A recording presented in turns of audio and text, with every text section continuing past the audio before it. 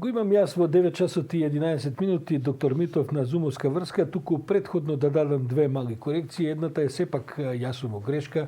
Руската социјална мрежа има нешто под 500 милиони, а не илјади налози, односно врски, конекции.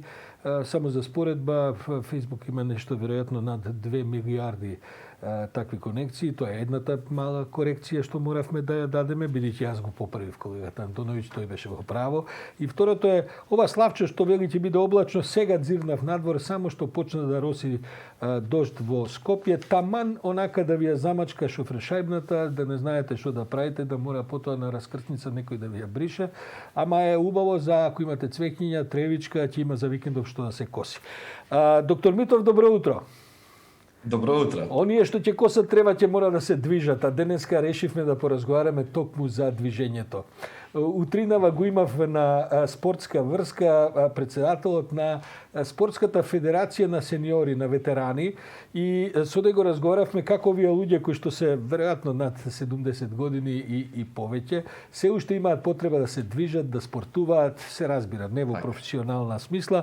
Меѓутоа, она што сакам денеска да го поразговараме е ова една сентенца на која што и вие ми укажавте со право, дека седењето се третира како ново пушење во здравствениот пристап. Едноставно луѓето заради карантиниве целава оваа последна година веројатно одседеа толку многу колку што веројатно за 3 години не одседеле пред своите екрани. Што е последицата од овој вид на промена на начинот на животот и ова драстично намалување на движењата, спортувањата и уживањето во природа? Знаете како, господин Ордановски, ние и претходно многу не можевме да се пофалиме во однос на физичката активност. И самите официјални податоци што ги имаме од Институт за јавно здравје кај нас или светски, кажуваат на тоа дека во просек стоење или движење, еден до некаде активен човек има 3 часа во денот, останатите 21 час 8 часа се спиење, другите се седење на работа, седење пред телевизор, седење додека јаде и во било кои други услови. Така што и пред пандемијата ние многу не можевме да се пофалиме. А таа бројка за 3 часа само некаква активност со стоење, значи не е тоа некое пешачење големо, уште повеќе паѓа кај одредени групи на население. Паѓа кај луѓе кои што се пензионери, паѓа кај деца, можеме потоа и за сите тие групи подетално да зборуваме, но последиците. Толку е засилено тоа влијание што веќе во медицината се одвои како еден посебен ентитет, кој што и име си доби на еден начин. Значи, покрај таа сентенца дека седењето е ново пушење, испадна и дека постои, да речеме, седечка болест. Низа на проблеми кои што денеска ги гледаме околу нас, а се однесуваат на генералното здравје, на јавното здравје, почнуваат токму со седењето. Кардиоваскуларните болести имаат своји корени во физичката неактивност. Дијабетот во голем дел има своји корени во физичката неактивност. Дури одредени малигни болести исто така е најдено дека дел од тие причинители, значи таа генеза, исто така се наоѓа помеѓу физичката неактивност.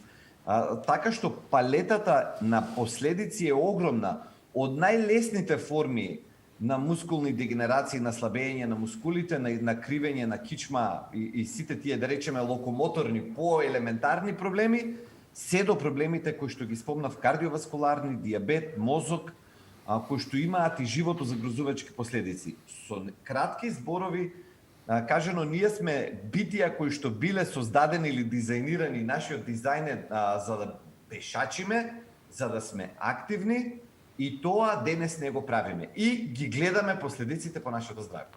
Морам да кажем дека мојава професија е врзана со седење и јас ги чувствувам сите тие последици. Една од последиците е што од секој сум преферирал кога би можел да водам емисии стоечки.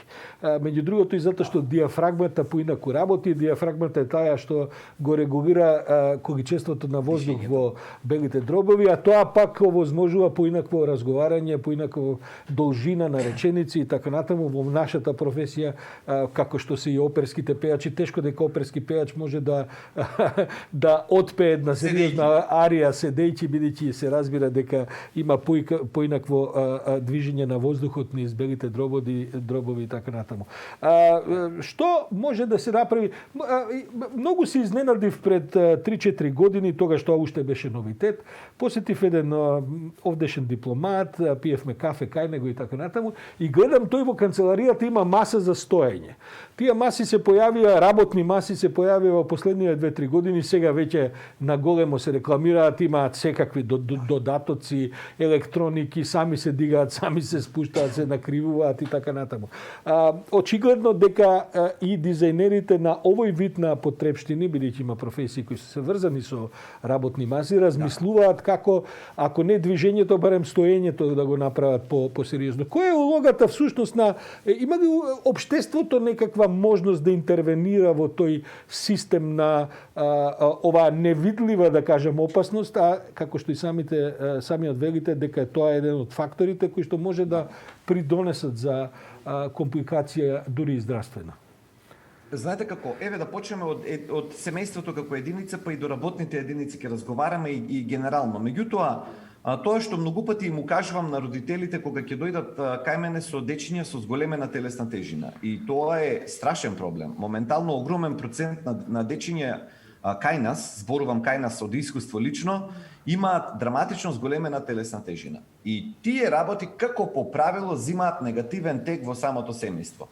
Одсакајќи го доброто на детето, родителите ќе почнат да го притискаат детето најчесто во справец на исхраната исклучиво. Меѓутоа, треба да се разбере дека во тие ситуации храната е само една димензија и дека децата се сега жртва на тој генерален тренд на врзување за апарати, дали ќе биде телефон, дали ќе биде компјутер, што и да е, при што дури и играта и дури и моментот на социализација и на дружење нив им е префрлен во телефонот, значи во компјутерот. Значи дружењето со неговите врсници за жал е сведено на комуникација преку компјутер. И вие имате како една од последиците кај тие деца драматично зголемување на телесна тежина, бидејќи тие деца не го прават тоа кое што треба природно да го прават. Ако потребата за возрастен човек е минимум половина час физичка активност на ден, кај децата за правилно да се развиваат, таа потреба е минимум 60 минути на интензивна физичка активност, значи на скокање, трчање, рипање, се што прави едно дете што природно му доаѓа, меѓутоа сега е имобилизирано заради мобилните телефони. И тоа е едниот момент кој што прво во семејството не треба веднаш и само, нели, парадоксално доктор Митов зборува дека не е се само до храната, и не е се само до храната, нели? Не е кај дечињата веднаш дека треба да им посегнеме по тоа што јадат, како јадат, колку јадат, туку мора истовремено 50-50 да се посвети внимание и на тоа колку им е афектирана или променета физичката активност заради сите тие околности кои што не се нивна вина, кои што не се нивна поединечна вина. Значи станува збор за глобални трендови. Второ, работните организации. Овој тренд е доста популарен на Запад и се надевам дека ќе дојде кај нас. Наместо столици, нели тие топки, тука треба малку да се пази, седење нели на топки наместо на вообичаен стол. Прво, второ, бироата подигнати многу повисоко. Дури одат дотаму што, да речеме, одговорни лица, директори, менаџери, ги имаат тие популарните траки или тредмил, како што ги нарекуваат. Во самата канцеларија имаат трака. Неретко ќе видите некој на Zoom митинг од тие, нели, личности, ќе видите како збори на Zoom и како да оди, а всушност пешачи на таква трака. Значи, пешачи на таква трака и цел состанок, камерата е пред него, цел состанок ќе го помине на траката, на пешачејки.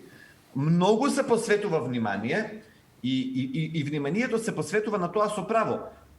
Колку да се доубедиме, ако не сме убедени. Вели еден просечен маж кој што ќе помине над 10 часа во возило, значи не со велосипед, не пешачејки, не туку над 10 часа со возило во неделата, 10 часа со возило во неделата, има за 80% поголем ризик од кардиоваскуларен инцидент наспроти неговите врсници кои што не го прават тоа. Затоа ние ги гледаме тие, можеби дури некому ќе му се видат радикални чекори на ставање на вакви работи во канцеларии, високи маси, траки за пешачење, но не, тоа не е претерување. Покренато е од многу реална потреба. Едноставно, седењето убива и тоа треба да се малку подраматично да се пренесе во нашето општество. И за срцевите болести, и за кардиоваскуларни, за покачен крвен притисок, за сето тоа ни е пониска свеста на нас. Кога би нашол спонзор и јас би ставал една трака таква во студио, па овој разговор би го правеле на начин што јас би пешачел, а вие да си седите таму. Убава идеја, нека слуша. Убава идеја за некој од спонзорите да се јават. Нека слуша.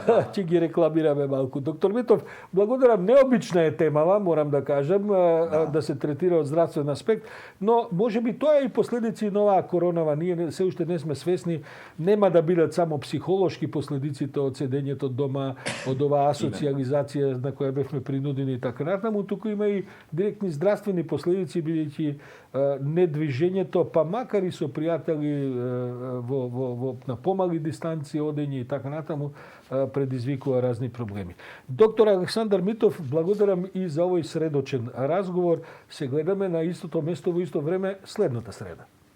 Со задоволство, бидете поздравени.